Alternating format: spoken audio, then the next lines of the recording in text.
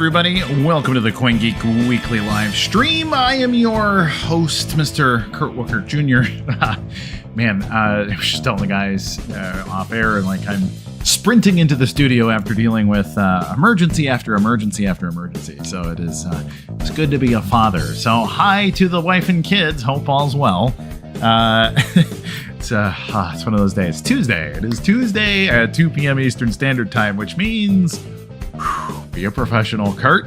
Hey, if you're watching, thank you. If you could like, subscribe, hit the alert bell so you tell our technocratic overlords that you would like to receive our content mainlined into your brain. That really helps us out, so please go and do that. Also, if you're watching live, if you could share across the social medias, let them know that we are live and will be taking your questions from the chat. That's right, chat. It is up to you. You are also a guest on this show.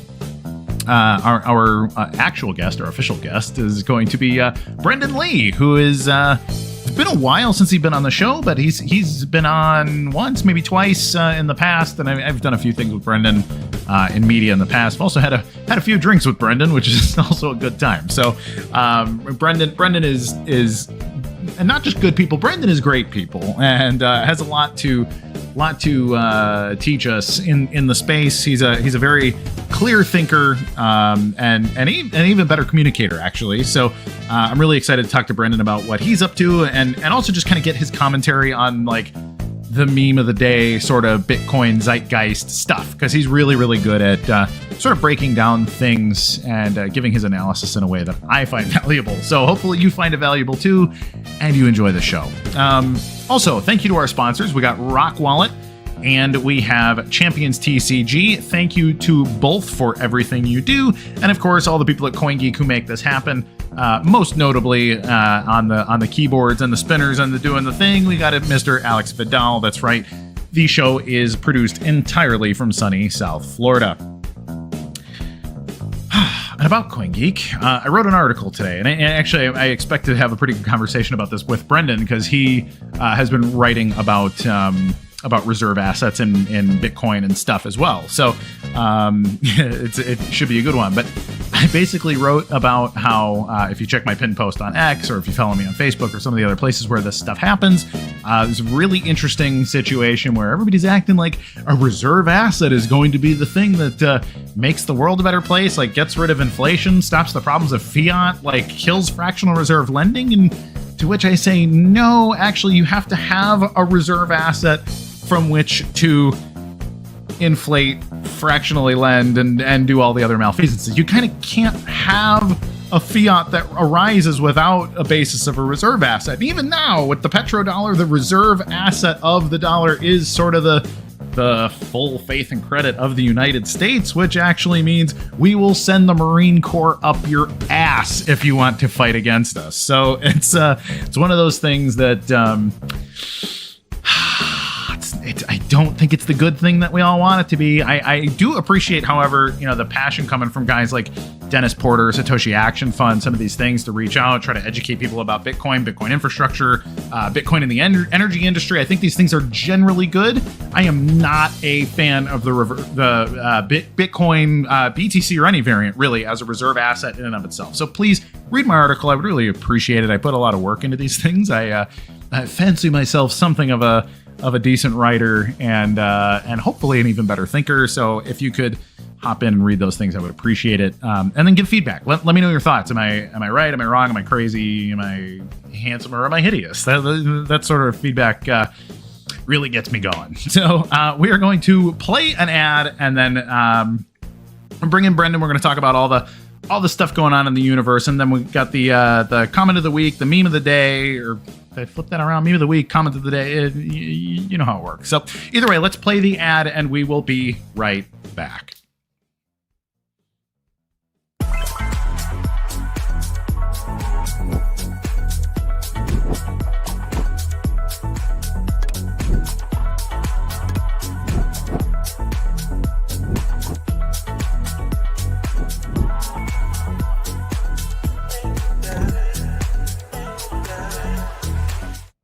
Historic records are part of the fabric of humanity and an instrumental element of stable society.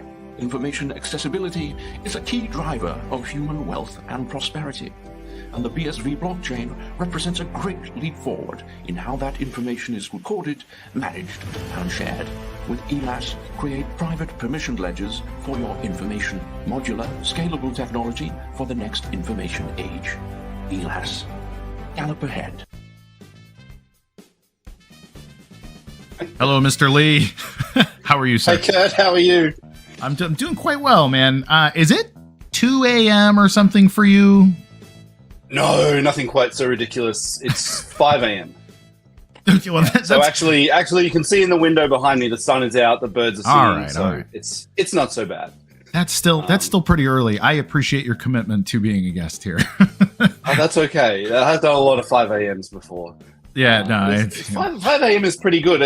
It's actually my preference, because if I get up at 6 a.m. and have a 1 hour call, by 6:30, my kids are up, my wife is up. Oh, they can yeah, hear me. That's fair. Everyone on the call can hear them. It gets pretty nutty. So. Yeah, relatable. Try to do the same thing. Like schedule nice things for the family during my prearranged calls and appearances. Yeah, good stuff. $100. Go to the arcade. Bye. Yeah, that's right. Yeah, no, exactly. That's funny. So, Brendan, we have not spoken in a good while. It's been at least 6 months. I mean, aside from like casual interactions on social media or whatever, but we haven't actually spoken. So I'm curious, like, how are things? What are you working on? How's your team? Like, in fact, I haven't talked to Mo or some of the other guys that you work with in a while either. So I'm like a little bit in the dark as to what's going on with you, but you're one of my favorite people. So I'm hoping for, you've been doing amazing things. So fill me in, Brendan. What's new? Things have been, I would say, quiet almost. Sure. I had a break from social media. I didn't post on Twitter for a good 6 months. Keeping it quiet, just trying to think and trying to see where things were, because there was a bit of a logjam. I could see where progress had stalled in a number of ways. During that time, we've really tried to just focus on the customers that we have, on delivering what they need. So we've actually delivered a fairly big project for Buzzmint, which is a tourism project for Wales, the Wales Tourism Board. They've got something like a couple hundred shops on the platform, issuing tokens for tourists and people who live in Wales to access lower priced goods and services, which is great. Yeah. And Tokenovate, the work with Tokenovate has been going well. Yep. And then, looking at some internal products. So we've been developing for quite a while now a Bitcoin scripting interface.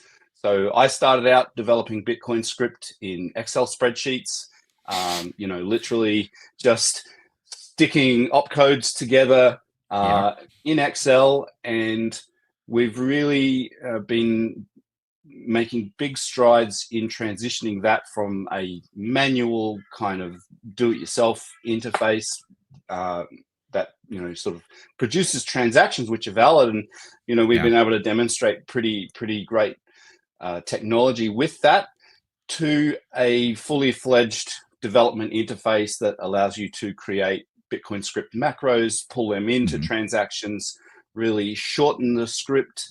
And this isn't a compiler of some kind that allows you to program in a different language and produce Bitcoin script. It's a direct Bitcoin script programming interface. And so all of the work is in Bitcoin script, and it really handles Bitcoin script in the way I think it was meant to be handled, which is like a fourth kind of programming, where you create words where behind that word, there might be 1,000 opcodes, and you can condense that down into just one opcode like sort of command that and when you know how that works and the stack is correct, everything just works. And we're pretty excited to get that in other hands. And there's a dog coming in the room.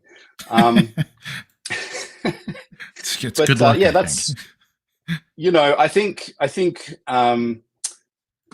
for us, we're trying to look forward.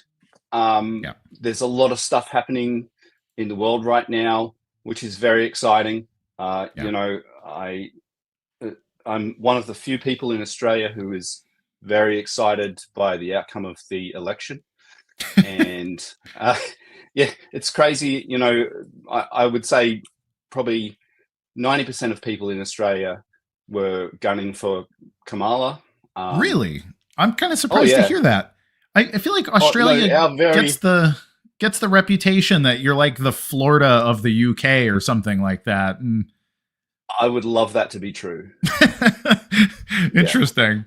I really don't know many people at all outside of Bitcoin circles who think the way I do about things. So, that's fascinating. So it's really interesting there. Well, let's unpack a couple things there. I think first of all, that's wild to me, because I guess all the Australians that I know through Bitcoin. So I guess my sample of Australians in the world is a very skewed one. It's flavored. For sure. Yeah. No, that's funny. But I am surprised by that. I guess I shouldn't be. Like I know, the U.S. is the most right-wing country in the world, so I should expect that to a degree. But I wouldn't agree with that. But certainly, there is. I'm kind of like right-wing, left-wing. I think all of that's got to go. I agree. Very much, it's tribalism. But in terms of being, conservative mindset, yes, absolutely. But I would say that almost a lot of the things that Donald Trump is promising, they're not right wing. Mm-hmm. They're almost progressive. Actually, classically liberal. In a lot of ways. Yeah. So I don't know why people get so crazy about the whole thing. Yeah. It's. What's funny, I actually, so I don't do a ton of posts that are not related to Bitcoin on social media, but I did actually make one when it happened. It was like, to all the people that are freaking out, like Donald Trump was himself a lifelong Democrat. Elon Musk was a Democrat. I mean, he's not even American, but he was very closely aligned. He's got Tulsi. RFK. He's got RFK. Right. He's got like an administration that is led at least half by people that are not just passively Democrat, but like long-term party, like elected Democrats. Right. And so to have this mix of very independent leadership, like you've got this very maverick president who, like, love him or hate him, he's definitely a maverick. And then he's bringing in people from the center, the right, and the left to all be in his cabinet at the same time. It's like, that's kind of the collaborative leadership that we've been asking for. Yeah, totally. So, yeah. And yet, people believe he eats babies and breathes fire. That's crazy. Yeah. That's, the whole thing. This is actually, politics almost entirely, like, nauseates me, so I really shouldn't get into the bit of it. No, it's... Well, I bring it up mainly because one of the outcomes of this has been that the creation of this Department of Government Efficiency. And, this excites me tremendously because it's the first time that we've seen in a major government, and not just any major government, the biggest government in the world, a mandate given at the highest level to go in with the scythe and cut. And, we saw it, whatever, 9 months ago in Argentina. Milei has gone in with the chainsaw and he has ripped hair bust. And the outcome there has been magical. The inflation, which was really turning into runaway, starting to look like hyperinflation, stopped dead in its tracks. Investment is coming back. Jobs are coming back. People are really seeing that, hey, wow, this strangulation of our ability to do business and transact and have an economy has really been hurting us, and we didn't even realize. It's like the slow invisible snake that just chokes the life out of the country. And he just came in and lopped the head off, and all of a sudden, everything started to work again. And it's looking like I I just saw some figures. They're looking at like 8 or 9% year over year growth, and coming from what was years of negative growth, turning into like maybe the boomingest economy in the Western Hemisphere. So I know. Yeah, imagine that. Imagine that someone who came in and said, "Hey, we're just going to stop spending your money and let you spend it in the way that you see fit." Yeah, that would lead to great outcomes. And so, I don't necessarily think that the Department of Government Efficiency is going to be able to operate as quickly as Javier Milei did. However, I certainly, I think also that probably the US economy was not quite in as bad a spot as the Argentinian one. But what I'm excited about is that they're going to look at everything, from the Treasury Department to the Mint to the military to the everything, welfare, or what little welfare there is in America, and really across the whole thing with a very broad brush, look at how to not just save money but improve efficiency and improve outcomes. And for us, the people who are, in your case, operating infrastructure for, and in our case, developing solutions for, and in your case, also developing solutions for the most efficient blockchain infrastructure in the world, this represents a huge opportunity to get in and potentially, deliver some really game-changing stuff. And that excites me tremendously, because now what doesn't excite me is seeing CEO of Coinbase and Ripple and these kind of companies getting in and talking to these guys and saying, hey, look, we buy our crypto tokens. And to me, that having a strategic reserve is something that is strategic. You have a strategic reserve of oil. A strategic reserve of oil is something that saves you in a really bad situation, because when when strategy necessitates that you use it, you pump from the strategic reserve. Same with gold. Whereas I think the strategic reserve of BTC is what's that even for? Right. It's what is the emergency that BTC bails you out of? Yeah. Yeah. When there's an emergency, do you sell BTC into a collapsing market? How does that work? How does that bolster anything? Because the fact is that you can't create anything on top of the BTC ledger. There's no means by which, and I've looked at this. I've recently been approached by companies here in Australia who are who openly acknowledge, and these are companies who've been in the space longer than me, and they're openly acknowledging now, BTC is broken. There's no way that we can do anything on top of this, and they're trying to essentially lock BTC into smart contracts, and then do all of the activity on a completely different ledger. And I kind of like, I started looking at it and I went, what, you're having to do the stupidest thing possible to get around the stupidest problems that have been created. And, as much as I could help, I really don't want to, because I know that any money that gets put into this and any work that gets done on this is really for naught,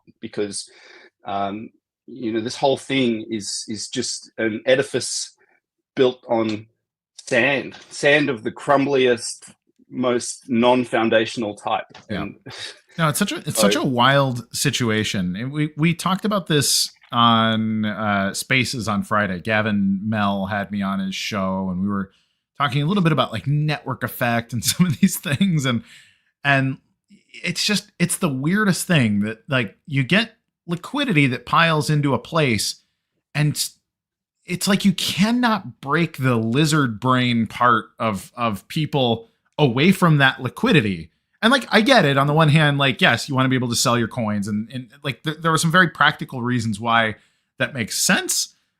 But it's a digital technology. It is literally copy and paste from a engineering standpoint, like, oh, we could just build the stack on this stack instead of having to have 2 stacks for no reason. Like, okay. But exactly. But it's why would you hold this over here to do all of the work over there? Why not just why not do everything there? Just forget about that bit. Like, that doesn't matter. Well, like, that's irrelevant. So that's actually, this is what I talk about. So I wrote an article that was published today. My big editorial always comes out on Tuesdays. And my article this time was talking about a Bitcoin reserve. What does it mean to have Bitcoin as a reserve asset? And if on the one hand, you are stacking something like BSV and then you have real world assets that are tokenized upon it, like these things can start to collectively become your reserve, because that would be good. It's auditable, exactly. It's public, et cetera, et cetera. Yeah.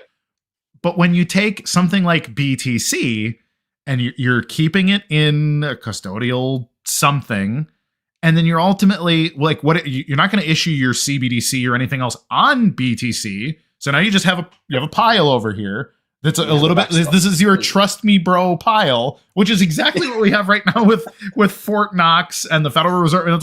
Oh, don't worry, there's gold in there. Like, can I see the gold? Well, no, of course not. No. Yeah. And so it just is like, it's so stupid that I have to believe it's malicious, which is why I always come back to, I think my craziest conspiracy theory is probably true, no matter how crazy I make it, because I know these people aren't stupid. Like, when you're talking to, your block streamers, you're like, guys like Samson Mao now are like, oh, I spend full time educating governments about Bitcoin. It's like, okay, that's the biggest possible opportunity to grift people. at the education that he's delivering, and I stopped an expletive there. I'm trying to keep it clean. But I mean, holy moly, what must he be teaching those guys? I feel really sorry for any government employees having to sit through the drivel that's going to come out of that guy's mouth. Oh, he's Bitcoin is not for people on less than $2 a day. Right. It's probably up to $50 by now. Like, well, who's it for? What is it for? What does it actually do? And I really wonder. Yeah, and I could just imagine the disdainful look he would give anyone who asked that question, who piped up in class. He'd probably ask him to leave. Yeah. Well, because he's such a malignant narcissist. On top of everything that I don't like about his philosophy, he's such a prick. He's horrible. And so, and like the way in which he laughs at people who ask him completely honest questions or challenge him on any presumption that he makes as a presupposition. And so this has actually been my fear with Bitcoin forever, is that great when we get into, enterprise or whatever. This is the whole enterprise meme in BSV is like, I don't know, 4 or 5 years old right now. Like, we're going to focus on enterprise. And my problem has consistently been, okay, there are lots of people that have various degrees that make them experts in blockchain, but they're all going to be experts in whatever blockchain that they used. It's primarily Ethereum guys, or you get your R3 Corda contingent or your Hyperledger contingent or whatever. And these people, yes, they understand those systems better than the average person, but they don't understand the overarching fundamentals of the technology as a whole. And so they can only actually give you just a slightly deeper version than the pamphlet version that you read on the way in the door. Yeah. And then you're stuck with, now what we've seen after 5 years is when I talk to people, they're always like, you're a blockchain guy. Like we did 2 blockchain pilot programs and they both failed and we hate you guys. And I'm, so you guys are a bunch of scammers. And within the crypto scam, we read about BSV. You're the worst of the worst. Exactly. The people that already robbed us all agree that you're even worse than they are. Yeah. So it's great. It makes for a fun challenge. I tell you what. This is. I mean, I went bald. Your hair still looks great, Brendan. Oh, thanks. Yeah, I'm lucky. I'm blessed with genetics. Both of my brothers have lost most of their hair, so thanks. All right. Thanks, Granddad. Yeah, that's pretty great. So I saw you wrote about strategic reserve, and you talked a little bit about you've been a big advocate for like holding virgin coins and then making Yeah. asset ledgers based on those things for all kinds of reasons of provenance and sterility and all these things. Uh-huh. Can you explain a little bit your thoughts on that concept? And first of all, why would you do a strategic reserve the way you would do it? And why virgin coins specifically? Because it's something I try to explain to people, but they always think I'm trying to sell them something because I'm in the mining industry. So, yeah. Well, okay. So I'll lead with, this is something that we've already been doing for a couple of years. So we've bought virgin coins for a number of our customers, and for, if you are creating a ledger on the blockchain, so you're essentially creating a set of records that represent your company's activities. The most ideal way to do that is to have all of those records linked to each other by transactional edges on the blockchain. And without getting too in depth, essentially what that means is that every time you do a transaction on the blockchain, you want the token that you are picking up and using to come from another transaction that was activity within your ledger. So for anyone who is looking at that activity, so someone is giving them a token and saying, hey, this is a token of XYZ type, it's very trivial for them to see that, yes, that sits within all of the activity which comes from this one unique starting point on the blockchain. And so for a company, especially, where we're talking about creating overlays and UTXO management systems, it makes it so much easier for an indexer to crawl, because they just have a single starting point. You go, hey, crawl forward from there. Everything in that, or, these 5 virgin outputs, or in the case of probably US government, you're talking like these 10,000 coins, it's still only a very small subset of the ledger. And so, and there'll be people who don't want to hear this, but this whole of blockchain indexing goes straight out the window, because now if you're indexing just the activity from that one ledger, all you need to do is start there, go forward, and you're going to capture all of that activity. Yep. You never need to look at all of this other stuff over here, because there might be something, because the people who've created the ledger have done it in a way that all of it is compartmentalized. You put a big fence around all of your activity on the blockchain, and it stays completely separate from everything else. Now, it's important when you go forward that you don't go back. So by that, I mean, you can bring in coins that are outside and use them to pay for fees. But the important thing is that they kind of get obliterated. You don't want them sort of hanging around. You can also bring other coins in from other ledgers. And so if you want to say, you're doing a transaction for shares, so you've got a US dollar coin coming in and being spent with a New York Stock Exchange token that's being transferred, they can be in the same transaction, and that activity is part of the US ledger. But it's sort of it just really neatens things up for this whole indexing problem. And in my mind, it's actually a much cleaner way of doing things, because now when I'm the CEO of Amazon or IBM or the leader of a government or whatever it is, I know that the resource that, and so this is where we come back to, well, what's a strategic reserve? So in the case of Bitcoin, it's not a gold strategic reserve where you stick it in the basement and issue paper against it. That's not what this is for. This strategic reserve is a utility reserve. We are taking it, and there's everything that's in that reserve we know is going to get used. So, when you think about the ledger here, the way I see the ledger working in a couple of decades is you're going to have a very small proportion of the coins, say like 0.1%. You might have, say, 100 trillion tokens that sit there, and they have been tokenized. So they're the US dollars, they're the identity documents, they're the shares, they're all of the things that remain on the ledger all the time. So those Satoshis, they get transacted, but they don't get consumed as fees. And then you have 99% of the tokens, they're in this kind of cycle of being minted back out as fresh coins, split into millions of tiny outputs, and then spent into the transactions on these ledgers. And then essentially they vanish off the ledger, and the miners pick them back up and recycle them again. And I mean, if you think about it, Craig talks a lot about 100 million transactions per second.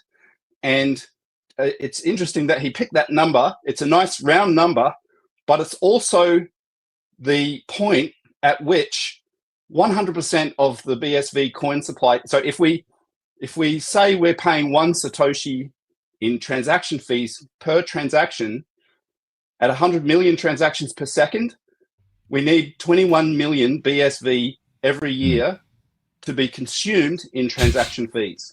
And so in fact, the entire supply of BSV is now washing through the system every year. And so actually what you end up with is not quite like that, because probably at the moment 95% is going to be held by people who are like, oh, it's digital gold. Yeah. So you might end up with 5% that's being cycled through every few days. Yep. And being used to pay fees. And over time, the people who are holding those coins that were issued many years ago, there'll be markets for companies who are buying them and using them to pay fees. And that proportion of coins that is being washed through will grow.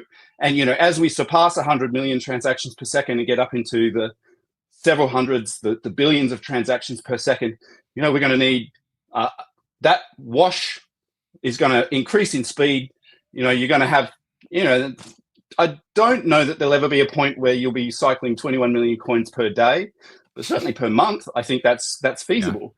Yeah. Sure. And, that's at the point where Bitcoin is really it's probably some of the most important infrastructure in the world. And the amount of money being spent to manage it, to build the systems that hold all of that information and share it is huge. So now, when you think about you've got all of these private ledgers where you've got countries, you've got companies, you've got individuals all buying their own virgin outputs and using them for their own purposes. Mm-hmm. You see there'll be a bit of a bifurcation of the market. There'll be these coins that people hold, they will have a value, but then there'll be a different value. It's not even a bifurcation, it's really a multiplicity of markets, because you'll have buyers in America and the US government. I don't think Donald Trump is going to accept that we buy Bitcoin for use in the US on US government projects that's mined in China. So they're going to say, we'll only buy it from US miners. Probably the Chinese will do the same thing. They'll say, well, we'll only buy from Chinese. You might get alliances of nations. I wouldn't be surprised if BRICS said, all right, well, anything in BRICS, we'll buy from other BRICS countries. Yeah. But really, so this gets now down to the answer of one of the questions I get really often, which is, well, if we're doing transactions on the blockchain and we're paying the fees, how do we stop a rogue nation from mining that transaction and collecting the payment? And the answer is very simple. It's that, well, when you buy it in this fashion, so when you decouple your purchase from the crypto market, and you say, well, I'm only going to pay my money out to someone who can give me something that's guaranteed made in this jurisdiction, so made in USA, and then it doesn't matter if they mine it, if North Korea mines it, because you will never allow them to realize a profit for that work that they did in the US, because you don't recognize their mining. Sure, their blocks are real. Nobody's stopping them from mining on the network, but what you are stopping them from doing is selling the outcome that is generated from that mining in the USA to US-based companies or US government entities. And I think that's the hardest question to answer, and it took me a long time to just thinking about, well, how do we stop that? How can we prevent a rogue nation from profiting on this? And the answer is that you just break up the whole market. You say, well, actually, We kind of don't allow the current way of buying things to be continued into the future. And it's not that we stop the crypto marketplace. We still allow people to buy and sell Bitcoin. Like, that's fine. Sure. But as a government, as a company, as somebody who wants to show responsibility, you create a new market that allows them to do things in the way that they see fit, and which is to buy US made, and you can even go even further. And you and I have discussed this before. You can, as a miner, maybe you've got systems where it's all solar powered, it's all hydro. You can really start to tag these outputs with these parameters that for some people adds value. If you're at the state of Texas, maybe you want Texas. Maybe you want Texas solar. Yeah. Right. Well, yeah. So, it's like any other talisman of value. Like I was talking about this with my wife this morning. Actually, she was saying, like, men and their goofy collectibles. So it's anything from GI Joes or Pokemon cards or luxury watches or race cars or whatever. But like, you get she was saying, like, if you start talking to a man about the thing he cares about, all of a sudden there's just this wealth of information that can well up about a person. And like, that, oh my God, like you just see that color of that car and you can guess its serial number range because that's how much you know about the thing that you care about. And it applies very much to digital goods in this regard too. Exactly like you're saying, this might be made with Texas solar, or it might be, something like, oh, it was made from Canadian fracking exhaust and has these carbon credits associated with it, or whatever else. And awesome. The fact of the matter is that truly, in every regard, data is money. And and that's what really all of us are saying about Bitcoin nonstop. It's literally what Bitcoin means is data money.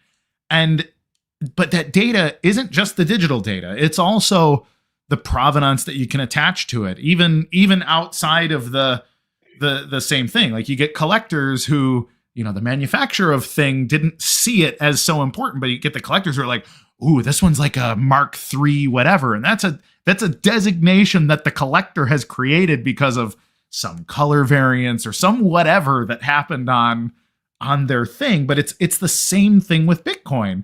In perpetuity, there's a million things that you can find cool about a Bitcoin. And like, for whatever reason, 99% of all people that find Bitcoin interesting can't get past the price as that thing. I'm just like, well, yeah, that's the biggest meme of all. It is meme of the week. It's 100K Bitcoin. It's like, which might even happen during the show. All of a sudden, we're pumping again. By the way, but it couldn't. Be hilarious if it did. You're welcome to everyone. but always during my show, it's green candles during my show. But so because data is money, why is it so hard to educate the average person, or not even the average person, like the average technocrat, IT pro, whoever would be into Bitcoin? Why the hell can't we get them past the dollar meme, the number go up meme? Now, I know it's a really great question. and I know we've been trying for 7 or 8 years now here, but there's got to be a breakthrough.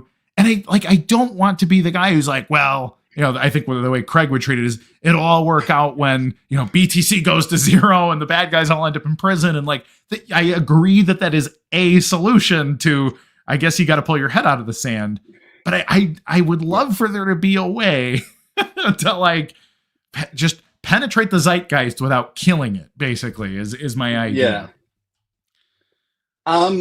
It's such a hard problem to overcome. And I think what it needs is for BSV to be looked at. The problem I think that we have is certainly one of social perception. As soon as someone who is outside of us, who hasn't been compartmentalized on Jameson Lopp's list or is he the one with the list, or Artie Van Yeah. Pelt's list Yeah, it's him. as a diehard, scammer or whatever they call us, starts to look, they get avalanched. 100,000 fingers of the Greggle come and tell them, hey, do you know that's a scam? You can't be looking at that. These guys are going to rip you off. Like this guy, look at this guy, he's a fraud. That guy also a fraud. All of these guys frauds. Whole project a scam. They go, I can't deal with this. And we've seen it before where CoinGeek have managed to get high profile guests for the conferences. They get avalanched. They pull out. They go, hey, you know what? I despite what everyone says, I just don't care. I don't want to be harassed by this many people about a project in this way. And I think what we need is to find journalists, find advocates who are outside of this current group who can really break through that ceiling that's been created over our heads. We live in a glass bubble, and that bubble is very, very difficult to penetrate. Yeah. So somehow we need to penetrate the bubble. I'm reaching out almost every day to just different people. I'm always looking at people who have open comments on Twitter. I'm trying to get in their inbox, trying to say, hey, give me 5 minutes. Give me 5 minutes. There's a real story here. We have real world-changing technology. And what the most exciting part of reaching out in that way is, it's not like it has been for the last 5 years where we say, hey, we have potential real world-changing technology. With Terranode coming online, we now can say we have world-changing technology. We have the ability to power an economy as big as the USA. We have the ability to process millions of transactions every second. We have the ability to power the systems. Well, I mean, just of the future. multiple orders of magnitude more efficiency is something that I think anybody would want to hear about, whatever the topic is. So 100%. Yeah. And so I as much as it feels impossible right now, I think there'll be a moment, and that moment will happen. It'll happen very quickly, and from there, you've only got to get into one person's ear who's in the right spot. And this is why I'm so excited about Department of Government Efficiency. This is why I'm so excited about the change in the US, because I see that they're filling the ranks with people who want progress. They're people who want change, and we have the means to deliver change in the most, I think, the most fantastical way. And we can bring to bear a whole new economy, and it's a people's economy. It's an economy where you can have an idea where you're going to charge people 1/10 of a cent to access some piece of information, but you're going to sell that to 10 million people a day and make megabucks. And for the people buying that 1/10 of a cent, I don't even care about that. Here, take it. Take it every day. I'll pay it for 5 years in advance. Yeah.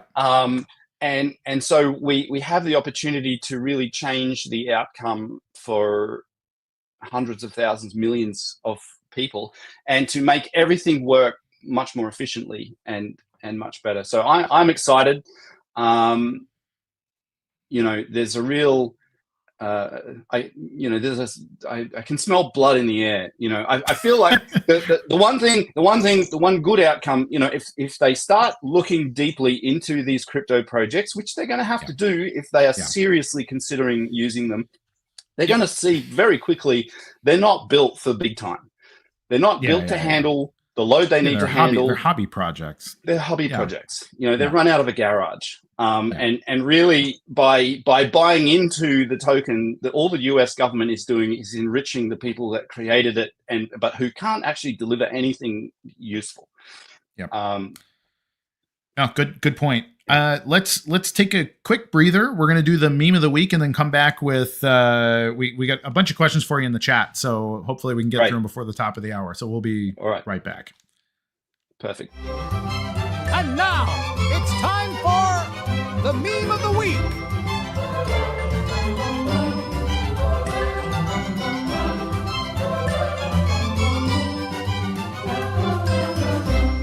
Come here. Well, first of all, don't look at this. I know I took 4 losses, but it's for the better good. Look. Okay.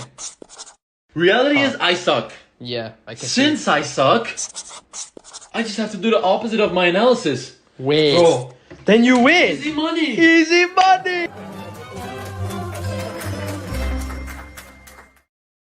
Oh, there it is in a nutshell. it's also my trading strategy. So let's take a few questions, Mr. Vidal. Let's queue up the good ones. 8 years ago, Mike Hearn tried to bring real world use cases to BTC and failed. About 6 years ago or so, Ryan tried to get Reddit using BTC and failed. People are finding it out and talking to Brendan. It's older than that. I think Hearn left 10 years ago at this point. But it's been a hell of a trail. But no, I think Brendan, your analysis is exactly right on creating useful tools. It's impossible to create useful tools when the whole network that you're trying to use is engineered to prevent you from doing that. Right. And I look at the way these guys, I was looking at here in Australia trying to build this kind of BTC lockup thing, and then with a side chain, it was like, this whole idea that you would lock BTC up and just have it sit there because that's all it can do. It just speaks volumes as to the disdain with which BTC Core thinks about application developers and the utility of the system. They don't want it to be used. They don't want it to be useful. And we could get into their motivations for that, and really who are the people setting that agenda. But I think that's definitely another call or another 3 calls, and that's been hashed over many times in the past. But I think the thing that we have in our favor is we're motivated to create the most useful utility in the world, and finally we're seeing real steps forward in that regard. Yeah, absolutely. Next one, CBDC, stablecoin, or direct BSV as a currency. What's your preference, and what is your take on the potential resurrection of the money project? Thoughts in general? My preference is for a government to issue their real money as cash on the BSV network, and there's really I think a clear path to that. And I get a lot of people saying, hold your horses, let's start with a stable coin. I've never been a fan of stable coins. I do feel like they are just a crypto tool. The fact that stable coins don't hold value, they hover around the value. You look at the tether graph, it goes from $1.01 to 97 cents all the time. That really just says to me they're not money, they're not government issued. They're, in a lot of cases, they operate unregulated. As for the resurrection of the MNEE project, I'm really, without going too deep into it, I have pretty good awareness of what went on there. It's a pretty sad outcome for everyone who worked so hard to build that. And look, I would love to see them get another crack. I'm not saying that stable coins aren't useful or stable coins can't provide value in certain ways, but I don't think that they're a mass market tool. I think anything that is looking at using a stable coin needs to acknowledge that the stable coin has to be limited to that particular application. And you're not going to create a stable coin that's used here and then all of a sudden find it being used in the farmer's market or something like that. It's got to be, you create the stable coin, it gets used within a platform, and it can be traded back out for the real money. And as long as that is what's being done, yeah, absolutely. I think there's big opportunities there to create value. But I don't think there are tool for widespread use. To that point, it's funny. I've actually recommended this to people for something like 10 years. Like people before stablecoins were ubiquitous. I remember people being like, wouldn't it make sense if I could use like fiat money and then like this and that? And I'm like, well, you can. Let me teach you a little something about tokenization on a blockchain, and basically saying like, just use a quote unquote stablecoin internally in your company and speed up the entire process internally in your company and then cash out. And they're just like, exactly. And it's like people cannot get. And then I just literally had this conversation.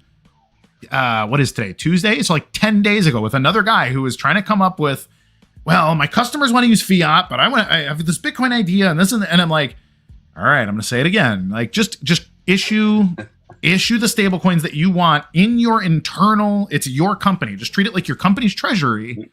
And they're just like that idea just cannot penetrate people's brains for whatever reason.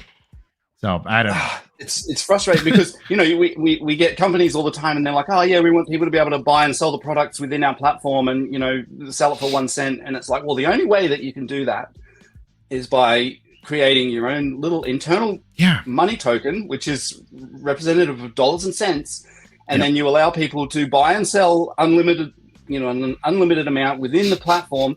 And then they cash out every however so often, and you easy. It's so simple. You know, Buzzmint have done that. So within the Buzzmint system, you're buying and selling. The fiat inside there, we never got to actually having all of that being managed on BSV. So it's literally just a database.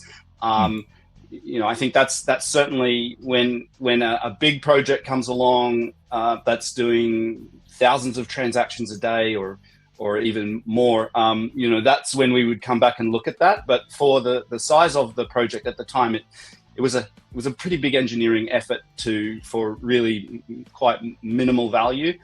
But definitely it's something. And so, I mean, I think with MNEE, I would love to see it come back. I would, you know, it's tokenized with hand cash. You know, what's not to love about that?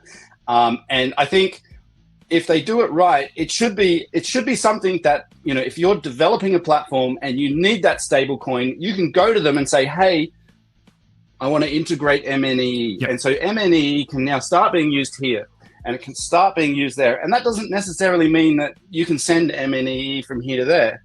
Right. But we can start to see MNEE being used. And it's a precursor to the next step, which is seeing real countries issue their cash as banknotes on BSV, which, you know, that's really, for me, that's the end game.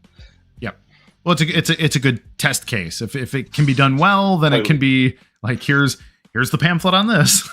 So exactly. Let's bang out a few more questions. I can't believe we have about 5 minutes left here in the show. Brendan, your water bottle rack was put together backwards. The straight crossbar is supposed to sit lower than the curved part so that the bottle is angled slightly up. Couldn't tell you. How about that? Well, thank you so much. It's been leaking water for years. Oh, that's funny. There's a little patch of water on the floor there. That's whenever I put the bottles in, they always drip a little bit, but then it stops. So I've never worried about it. But okay, well, thank you very much for. Yeah, all right, I'm going to fix that. Incredible.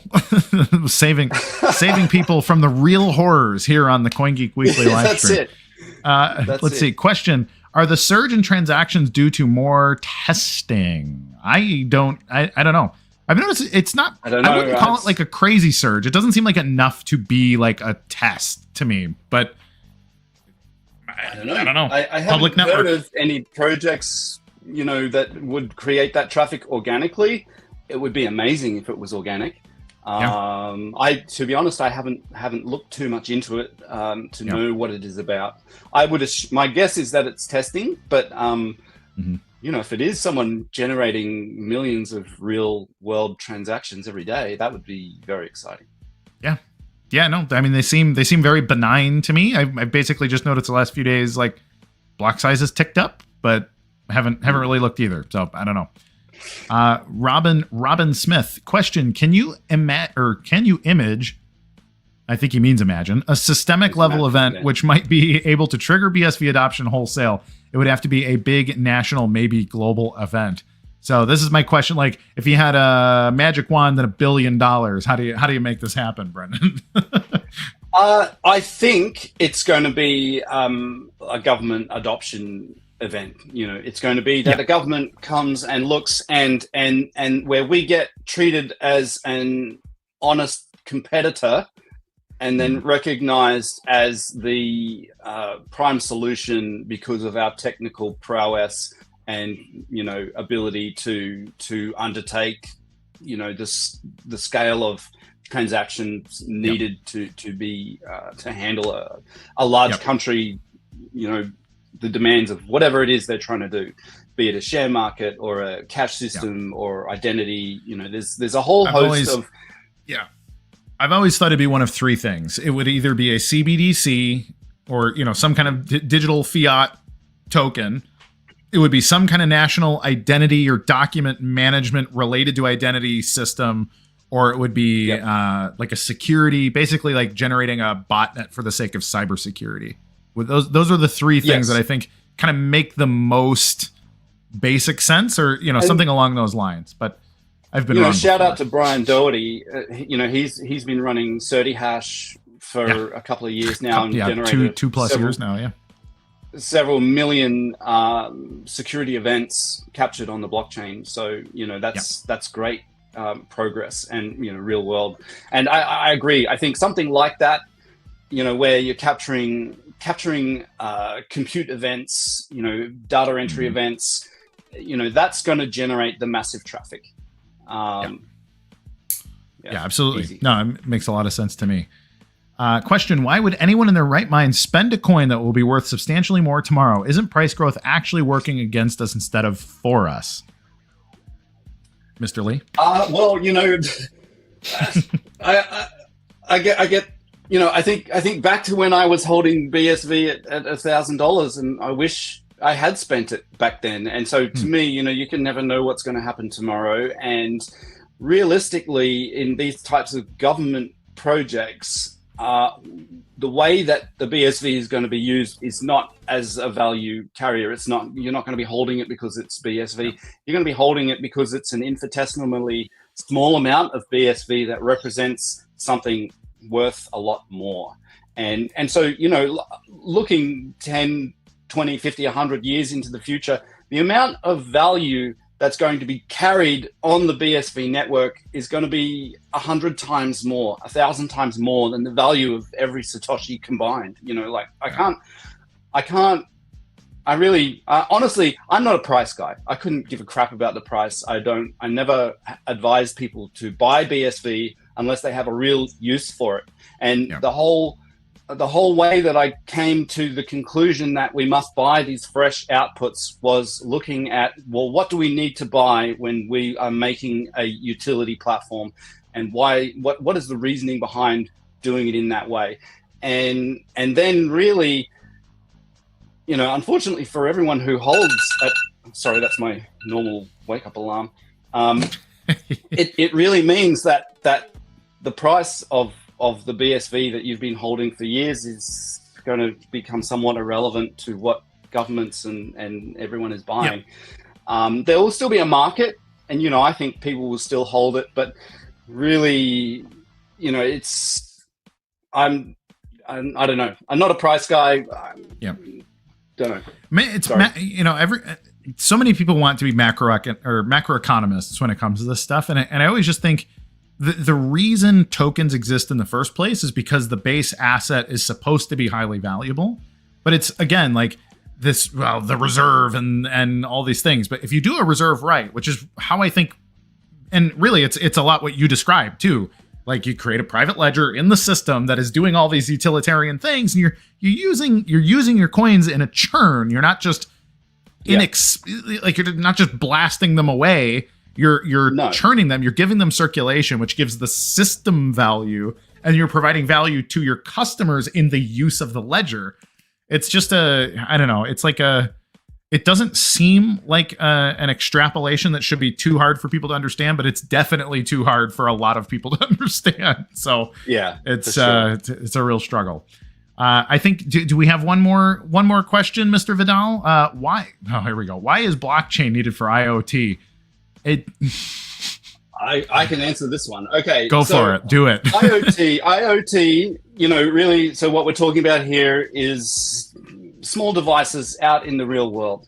Currently, for an IoT device to receive commands, it needs to go back to a base. It needs to go back to a central server and get commands. And the problem with that, and this is a problem, it's not just a problem with the lights in your house, it's a problem for the grid, it's a problem for the water supply, it's a problem for, really national dependencies, big scale stuff, is that they can be attacked. And,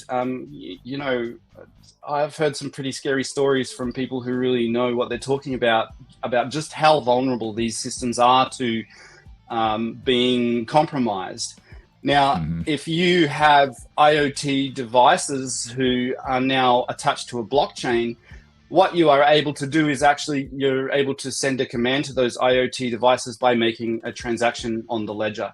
And so instead of that device connecting back to a server where you have this kind of link where you can insert a man in the middle, that device is just looking at the whole blockchain and waiting for a token to move and to pass an instruction through that token. And when that happens, it can change state. So, it might be as simple as turning on a street lamp. But now, instead of the command to turn that street lamp on coming from that central server where somebody can insert themselves and appear to be that central server and say, hey, turn on the light, you now have a private key that you need to spend that token to turn the lights on. And so that server that is controlling everything, it doesn't need to be connected to millions of real world devices. It just needs a big pipe to the blockchain. And so you can now snap that really tight. You can make that very secure. And now every IoT device, it doesn't talk to the central server. It just gets told, here's your token. And it watches the token on the blockchain. And so you can actually, this is something my whole background is control systems, automation. I've been thinking about this a lot. And, really, to me, this is a way of a future-proof way of running infrastructure. And so, it's while you don't strictly need it, it allows us to do things in a very measurably better way and more secure and less susceptible to disruption. I think the issue for a lot of people is that they think of IoT as a novelty in their home. Like, why does my toaster need to talk to my refrigerator? And that's most people's experiences with IoT is like, their Alexa device or, something like that in their home. But like you said, in industrial IoT systems, checkpoints on infrastructure, like those kinds of things are super mission critical and done well. They can be almost perfectly secure using blockchain tokens as security checkpoints. But all of the conveniences of society run on Internet of Things. Yes. So, for sure. that's what's at stake. Yeah, that's for sure. Yeah. Brendan, we're 5 minutes over. Do you have any closing thoughts before we let you go? I guess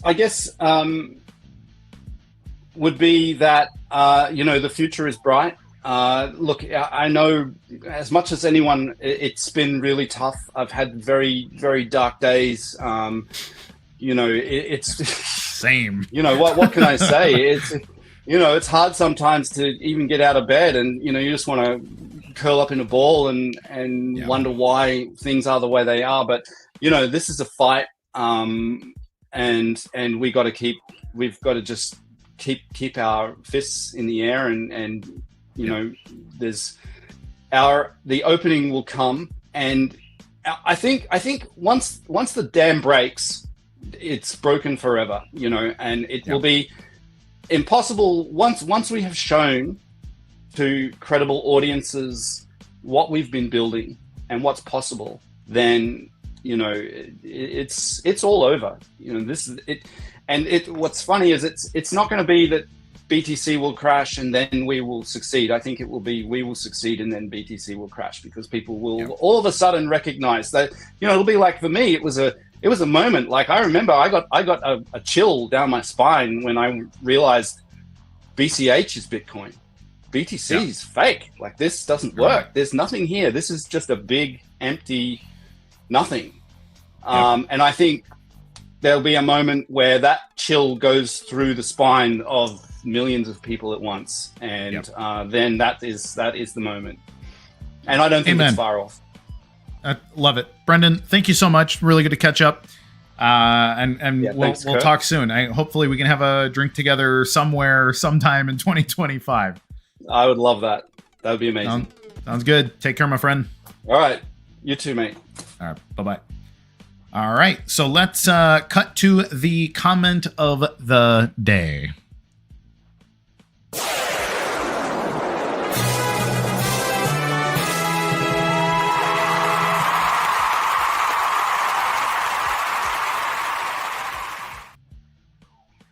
There you go, Mr. Joey Two Guns, keeping the prizes in Florida too. Joey's a Northwest Floridian, a panhandler, I think they like to be called.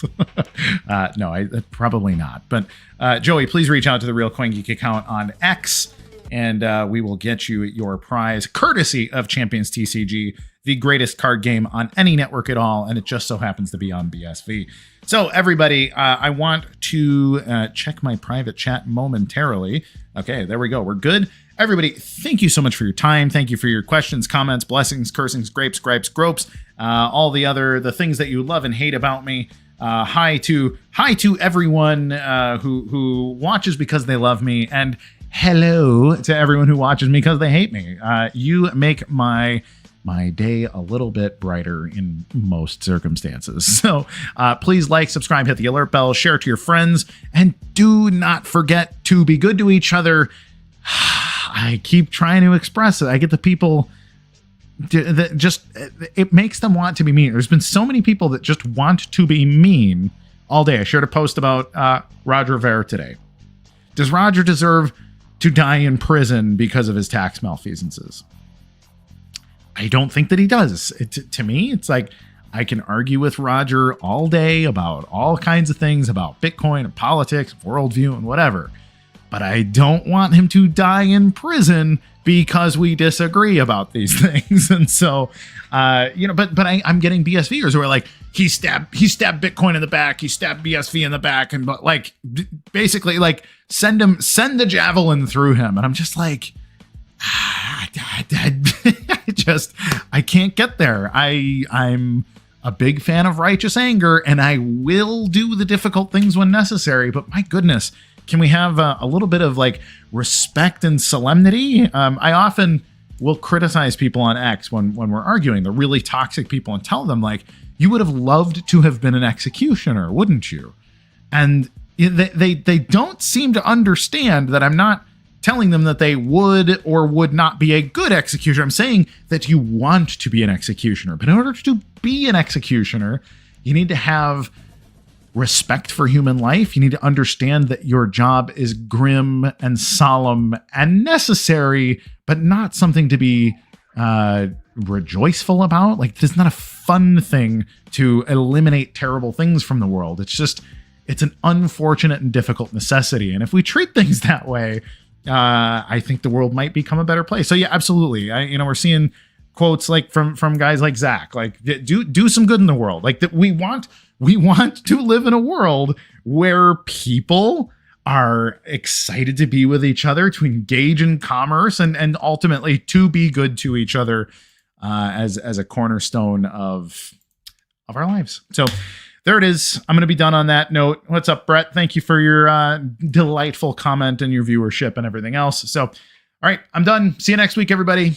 Bye-bye.